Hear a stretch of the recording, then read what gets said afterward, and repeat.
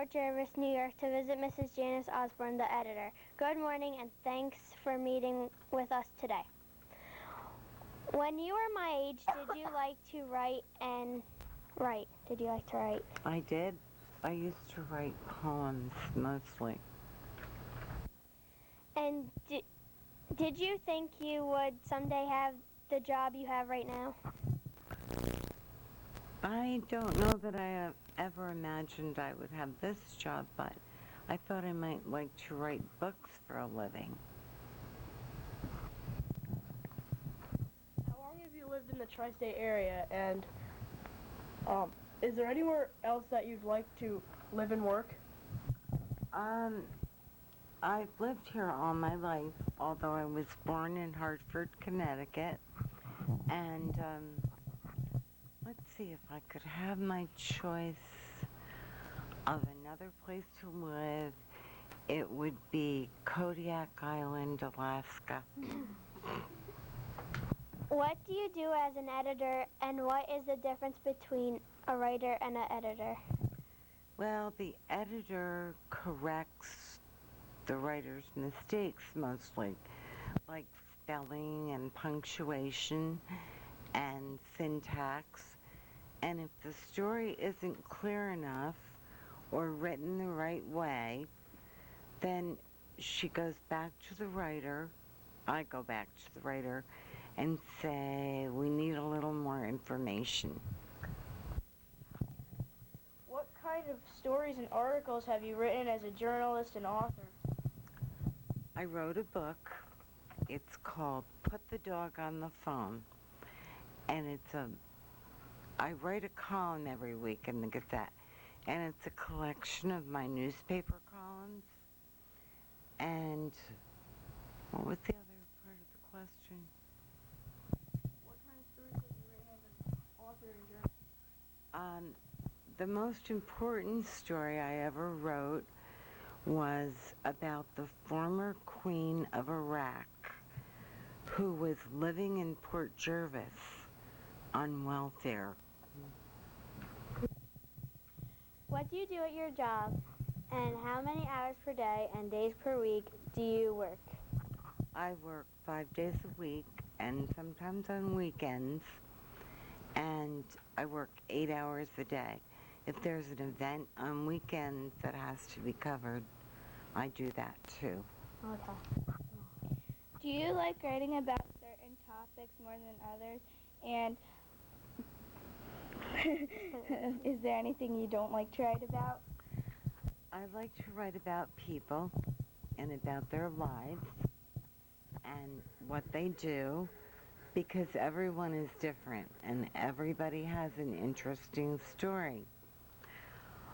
I don't, however, like to write about crime.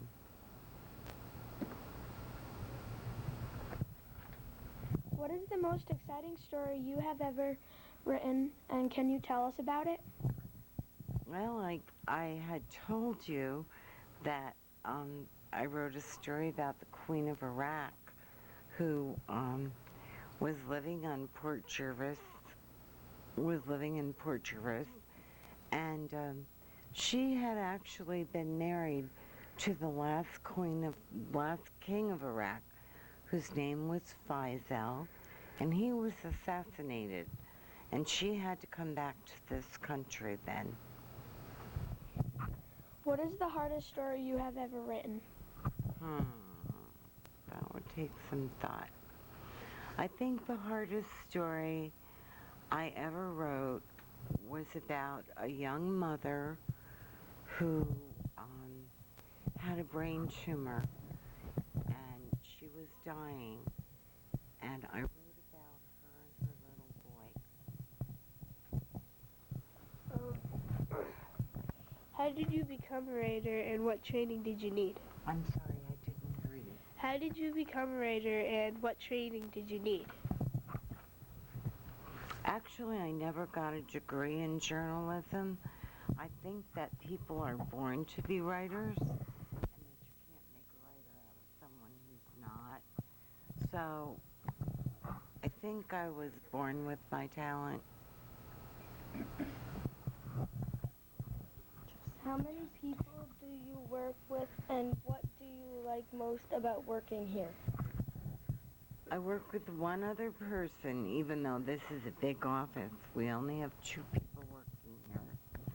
And what I like about it the most is that it's quiet and that I don't have anybody here to boss me around. Have you ever written for any other newspapers? If so, where? No, I haven't.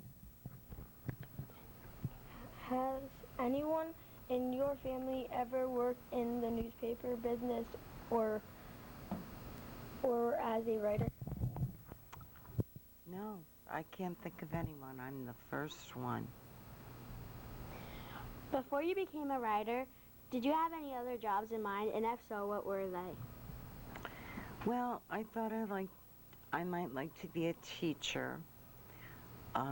I was a kindergarten aide for a while, but what I really would like to be is an archaeologist, because I love to dig in the dirt and I love to find things that are buried. Did you ever interview anyone famous? If so, who is the most impressing?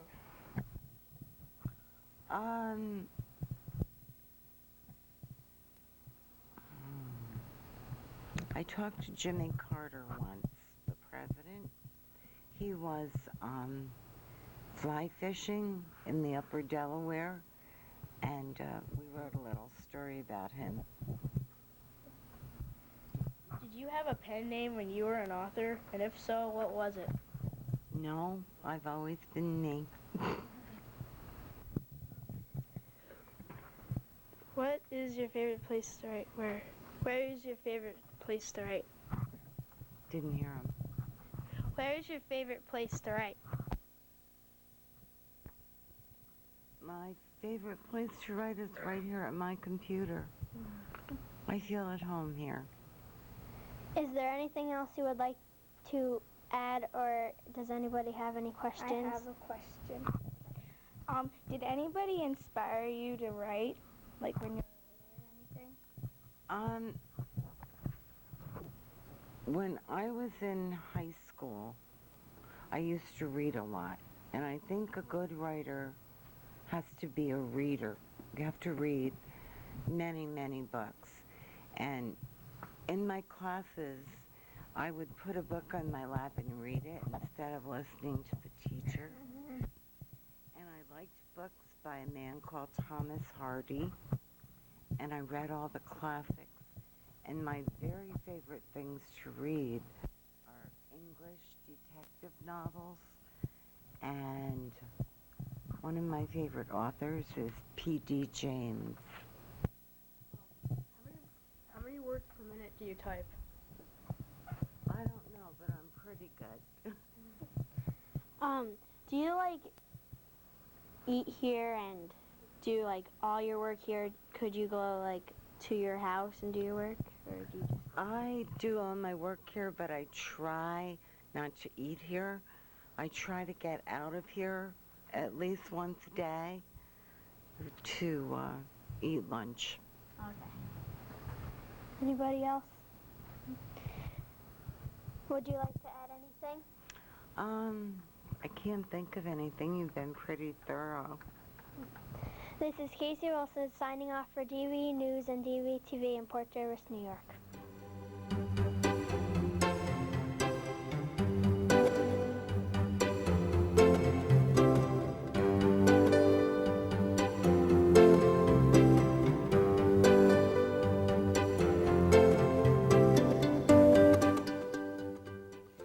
With me today are Stefania Adler, Thea Williams, Vincent Schultz, Alex Puda. Good morning, Mr. Pearce. Good morning, guys. How are you? We're fine. That's good. Very excited. Oh, could you please tell us when you began painting and drawing and what got you interested in art? I'd say probably back in the earliest I can remember is 6th grade. I went to school down in Milford, and John Millspaw, who used to be a teacher up at the Delaware Valley, was my art teacher way back then, and I had him all the way until I graduated. He more or less molded me into art, so that's why I went into the art field.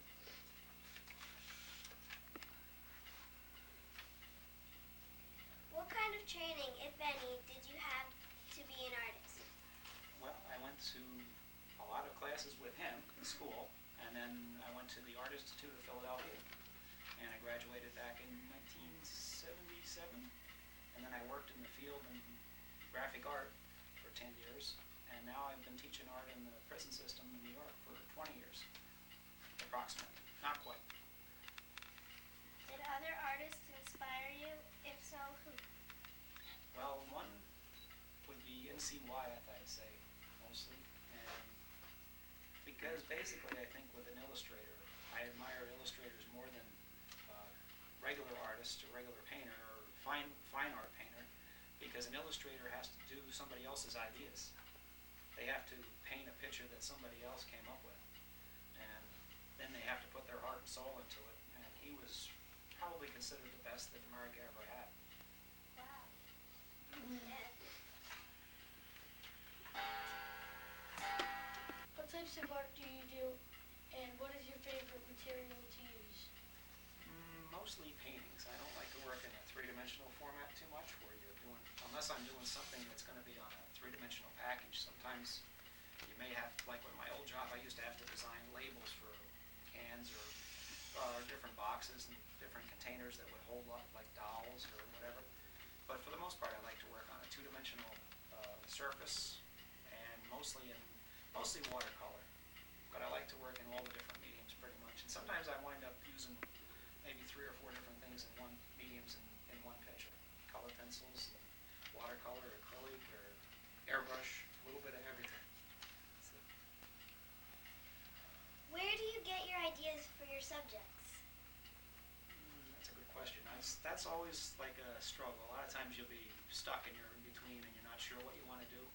And then you'll pick up a magazine or you'll see something and you say, oh, that has to be done, and you'll use it in maybe a photograph from a magazine, or else sometimes I take my digital camera out and I'll take pictures of the landscapes around. And I like to paint pictures of places that I like to be, mostly like Milford and places like that wall there with the Zimmerman's farm.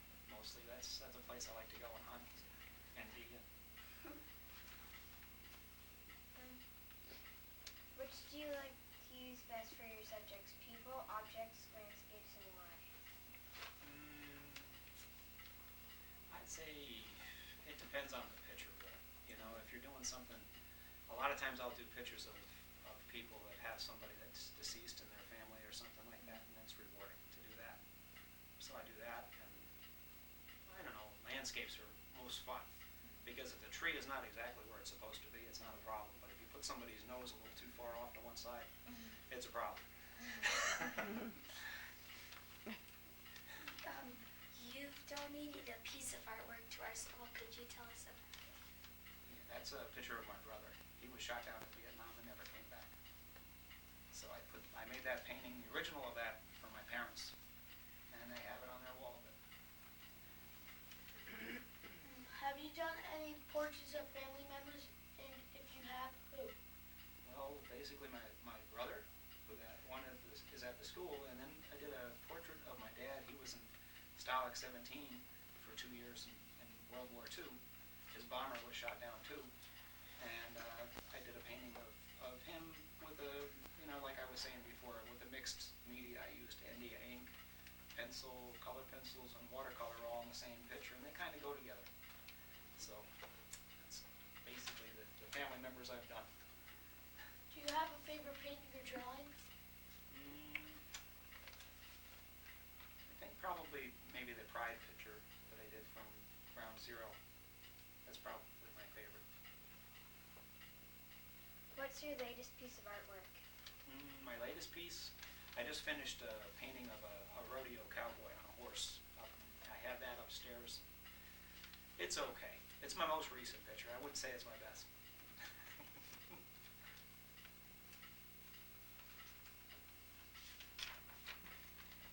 Have you entered any contests or won any awards for your artwork?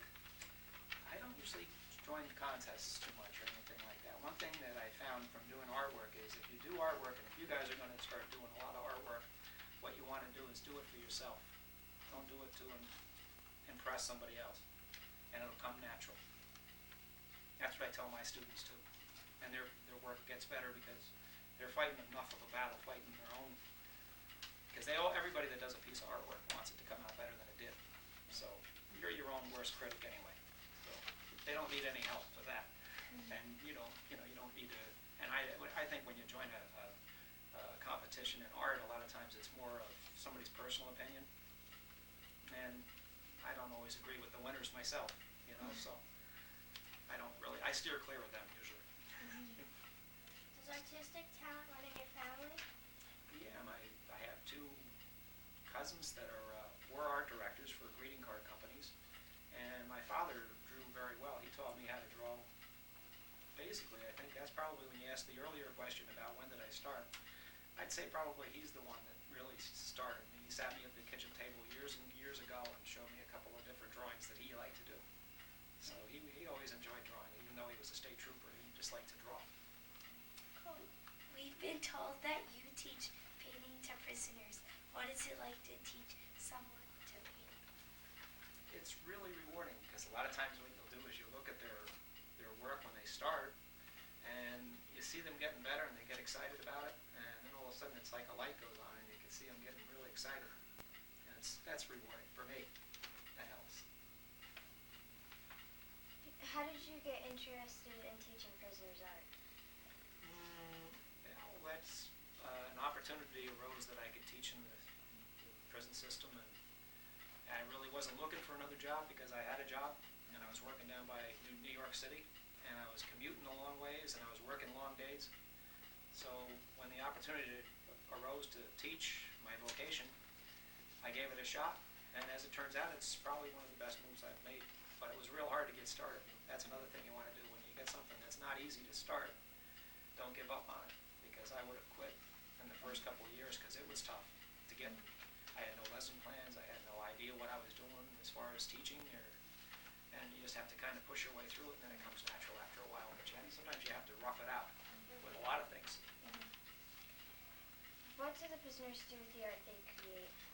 Well, I used to have an art show in Albany, and we used to send our artwork up there once a year, and they discontinued that show because there was a political outcry because some of the prisoners were pretty high profile that took part in that, and they didn't like the fact that they were selling their artwork to the public, so they sort of shut that thing down. But what happens, my class is a vocational commercial art class, and with commercial art, it's really your portfolio that gets you a job. So what I have them do is I have them all build their own portfolio so that when they get out of jail, they can go on a job interview, or they can go to a college and possibly continue their studies, or else they can get to work with it. But I hope I give them enough background. That's the thing. I give them a little bit of everything, not a lot of anything.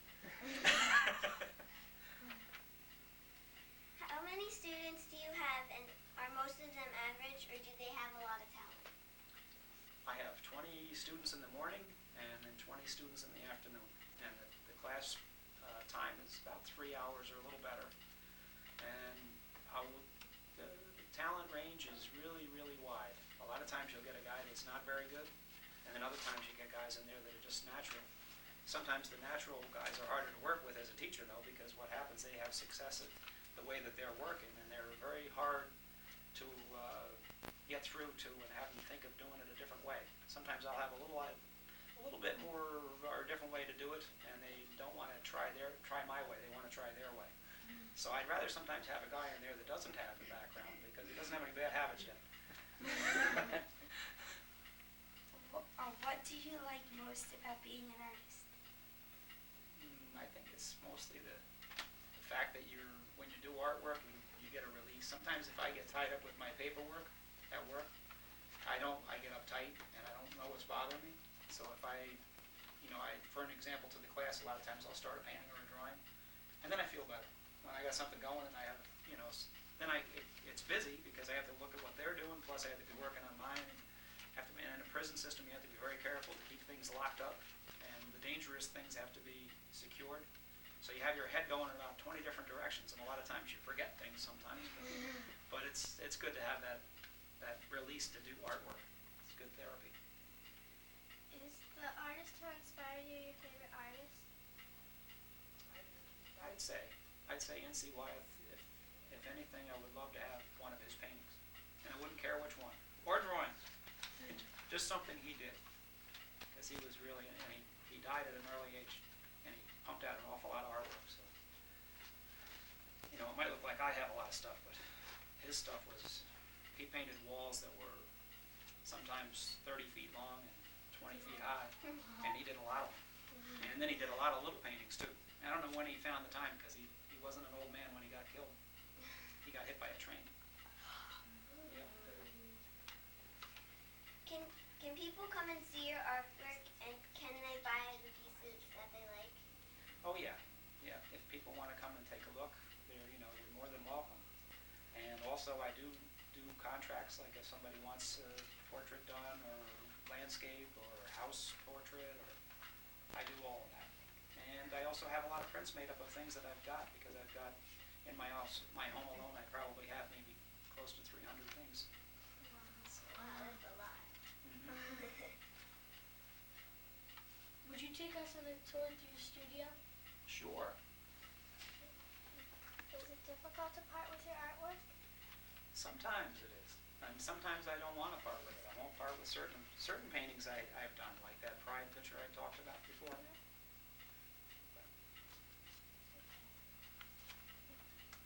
Is there anything else you'd like to add? Just that I'm flattered that you guys came to talk to me today.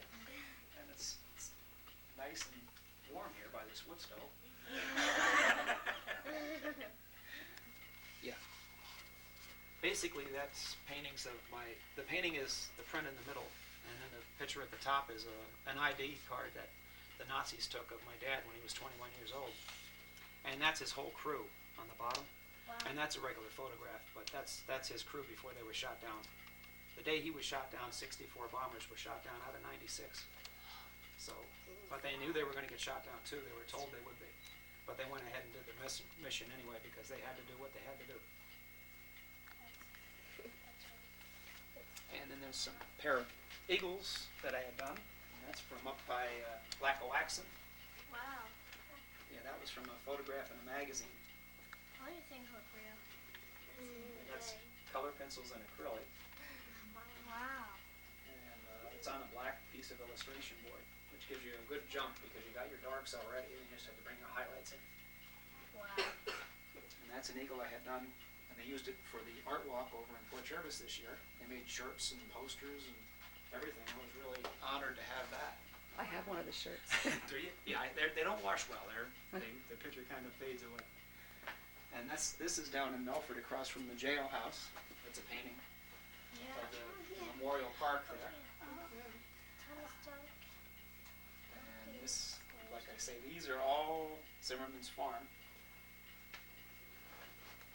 Wow.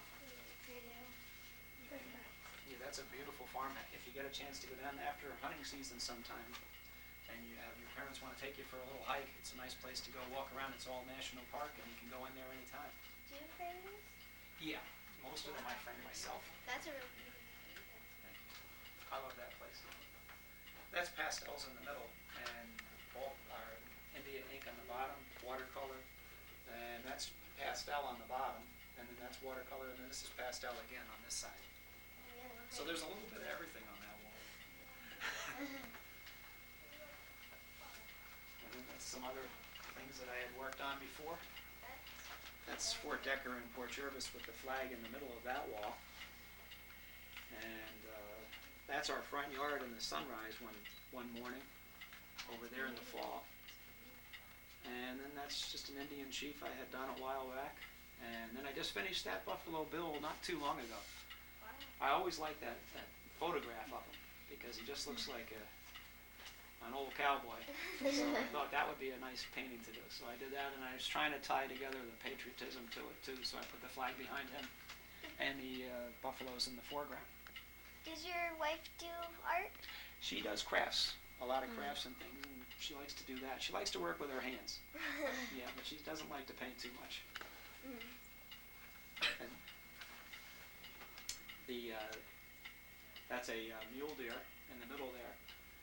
And that's from a photograph that I found on a calendar, of all things. I didn't see that guy laying there. I just had to work from somebody else's photograph. So what I do a lot of times is sometimes you have to look around for reference to do things, for paintings or whatever. And this being one of the most interesting events that we ever did as a country. Did that.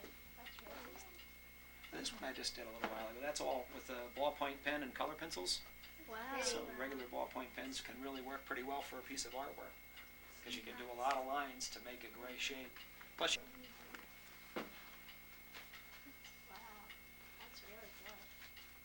and that's with just pencils.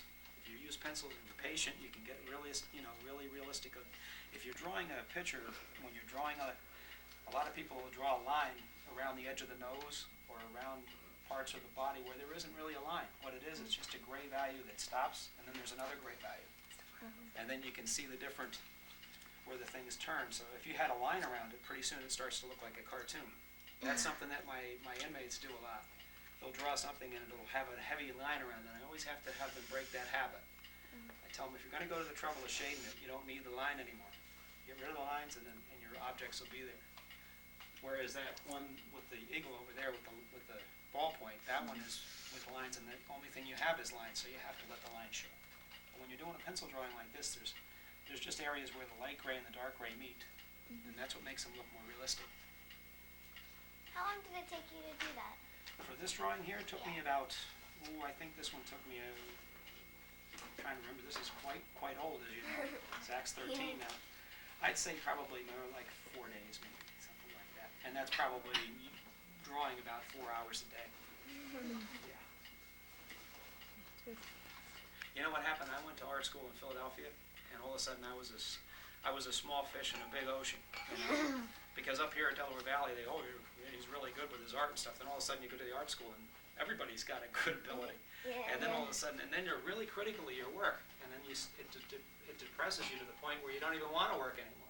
So there was a couple of years when I got out of college, after I got done doing the paintings I did for college, just to get through it, that I stopped. And then I said, what did I do artwork for? For me. And then I got back at it, and now I'm happy I did. And it's something that, it's a shame that I wasted that time. But don't ever feel like you have to impress anybody with your artwork. Just impress yourself, and it'll come. What's the longest time it ever took you to make one of your pieces of art? Usually, I'd say probably, my attention span's not all that good, so probably 2 weeks. If I've been working on something for 2 weeks, I've been looking at it long enough.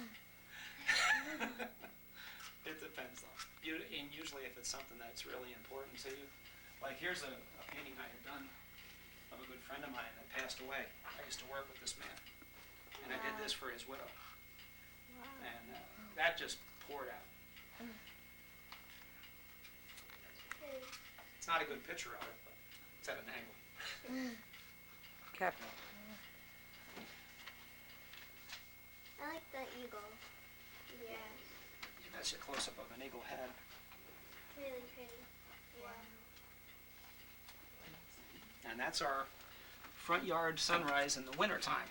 I had the other one over there, and that's watercolors. But that's exactly what that sunrise looks like sometimes in the winter. It's really pretty out there on Delaware Drive. That sun looks very bright. And that's my dog Cody. He was up there swimming at the boat landing, and I had just had to put my other dog to sleep because my other dog had a injured back. So I wanted to take him out and give him a treat, so we went swimming that day, and I took some pictures of him, and that one made a good reference for a painting, so we did it. Little Ray. That one's neat. So you have to put an eagle on top. You have to do that. Really good on eagles. Yeah, I like eagles a lot.